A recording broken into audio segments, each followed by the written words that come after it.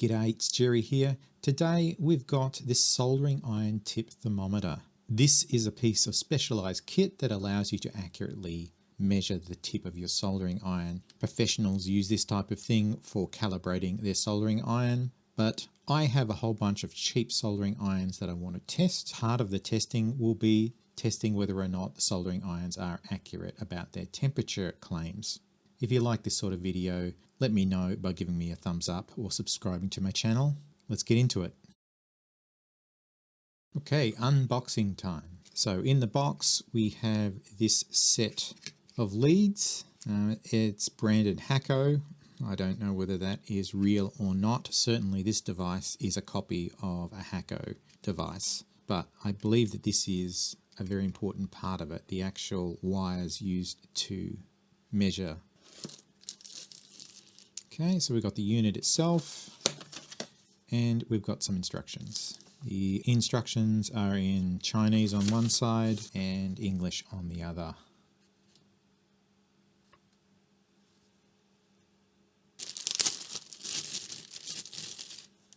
There appear to be some sort of washer in here. That's a piece of foam.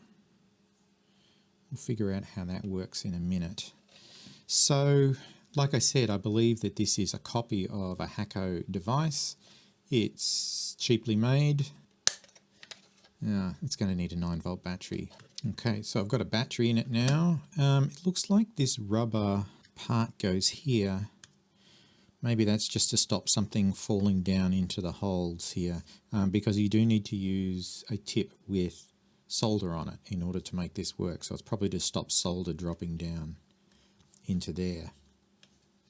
So the idea is we're going to take one of these sensor wires and we're going to string it between these pins, and in order for it to work it needs to be stretched. So this button allows you to insert the sensor wire, and then when you let it go it pulls it taut.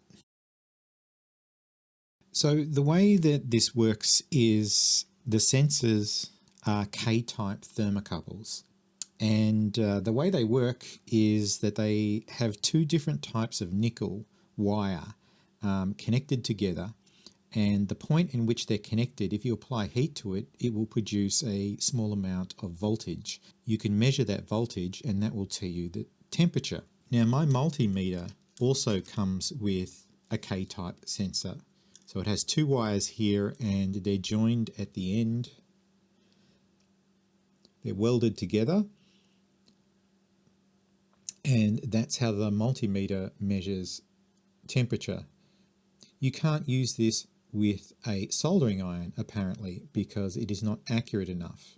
You can't get your soldering iron tip, I guess, to make proper contact. So the way that these sensors differ is they actually have 3 points, and I'll show you this in detail in a minute. They have a blue and a red wire, which obviously go here. I think the third wire here isn't involved in the measurement. It's actually designed to tauten this. That's why it moves like this mechanically, and it pulls everything very tight, and there is a join here that is flat, and the combination of all of those things helps you get a far accurate reading than trying to use your multimeter. And in actual fact we'll compare the two in a minute, but let me just bring the microscope down and let me show you what's going on here. Okay, so here's the Hacko sensor. So you can see the two wires, red and the blue, which need to be connected up in the right polarity. And this wire here is just used for tensioning, and we've got a nice flat area here where the soldering tip is going to be placed, and it does need to be wet, so you need to have some solder on it to work. And here is the thermocouple that comes with my cheap multimeter. So you can see the two wires there, they're welded together at the point there, and that's where you should be able to measure temperature. So we put this on like this.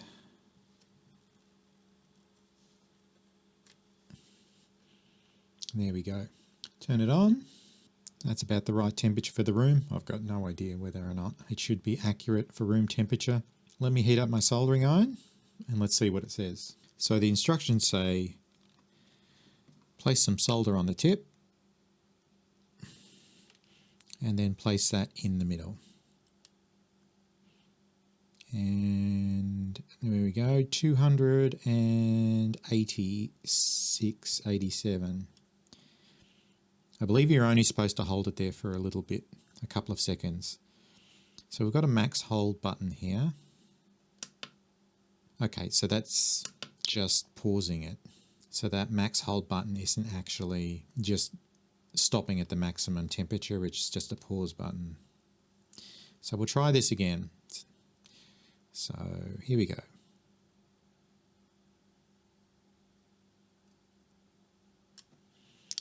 So 306. So my soldering iron station is set to 340.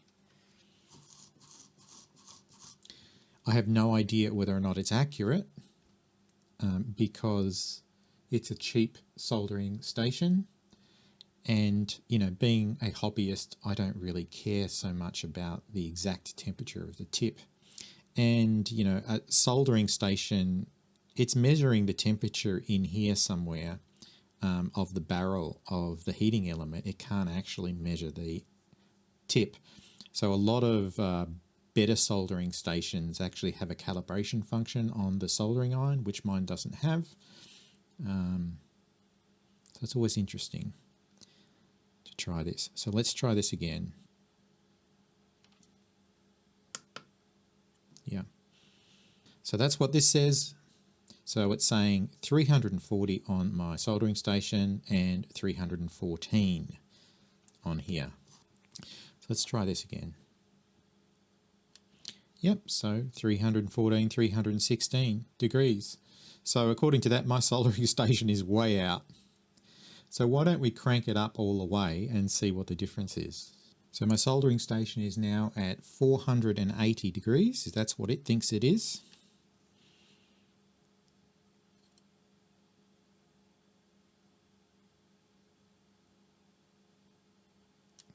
$410 on here.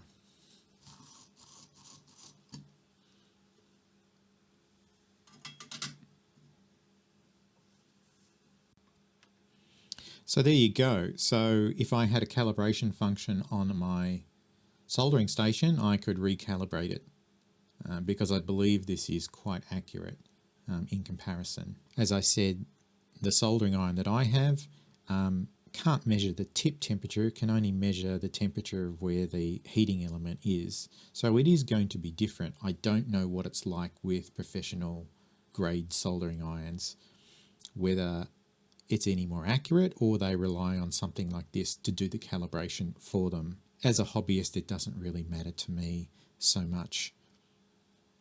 I have a fairly good idea of when the soldering iron is hot enough, but I can imagine if you're doing delicate work on mobile phones and things like that with professional gear, it might be very important to have a soldering iron at a very specific temperature.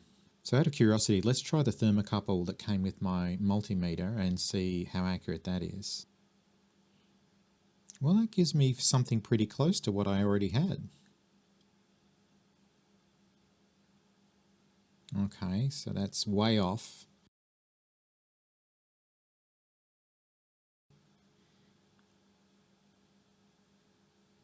Oh, now it's giving me a completely different reading. Yeah, so I think this is the problem, is that it's just too hard in a ball-shaped end on this. It's too hard to get proper contact. And so you're going to get different readings. Okay, so why don't we just quickly pull this apart and see what's on the inside. So that thing is easy to remove. I don't like the fact that this part, it falls off, so I'm going to have to remember to keep the sensor on it at all times, otherwise I might lose that bit. I do notice that there's a hole here. I wonder if there's some sort of calibration of the unit itself that is required. You know, that itself could be a drama, because if it is requiring calibration at a factory, you don't know whether a cheap $20 unit from China has actually been done. So, you know, there's the rub. So it looks like we've got 1, 2, 3 screws.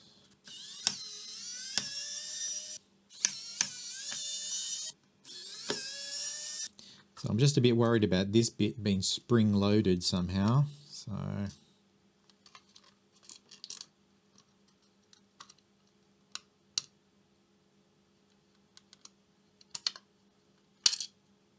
yep. That spring's come out now. We'll have to figure out how that works. So what was that hole that was there? Yeah, it feels like there is an unpopulated part here, VR1, variable resistor, but it doesn't have anything on it. Maybe that's to do with calibration, I don't know.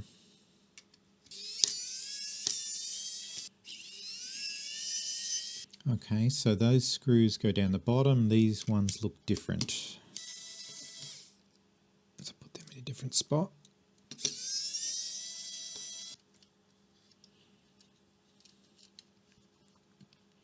And there you go. Not much to it. Ah, it's got one of these interesting little LCD screens. So they just have a sort of a rubber section on it that pushes down on the contacts on here, so you don't need a ribbon cable.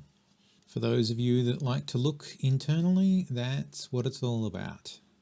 Just got a little cob chip in there, which is probably, I don't know, a microprocessor, or maybe it's a specialized chip just for that. Yeah, not too much going on.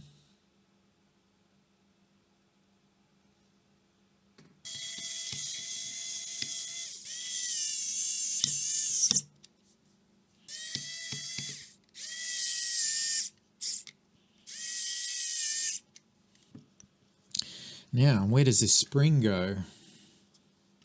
Perhaps it goes like this.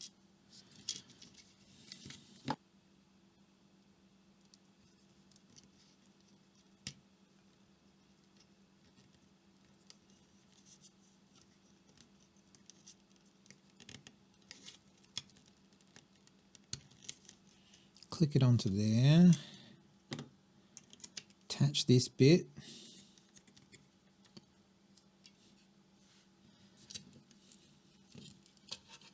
Somehow magically flip it upside down without it all coming apart.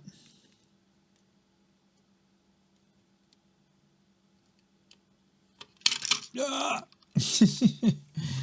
Almost. I feel that's my best chance so far. Okay, get that there. That goes over the top. Like putting a bomb together. Haha! Is that it? Yes, it is it. Whew. I mean, it wasn't that difficult in the end. I just needed to figure out how it worked. Oh my God. Perfect. All right.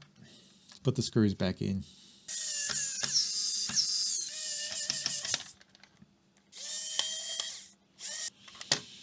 Let's put the battery back in and see if it works. Sweet. All right, so that was it. That was a test of a cheap soldering iron tip thermometer. This unit was, I think, around about $20 off AliExpress. It seems to work quite well. You'll be seeing more of this in upcoming videos where I'm going to be testing some cheap soldering irons. So stay tuned if that's the sort of thing you're interested in. Think about liking and subscribing to my channel, and I'll catch you on the next video. Ciao.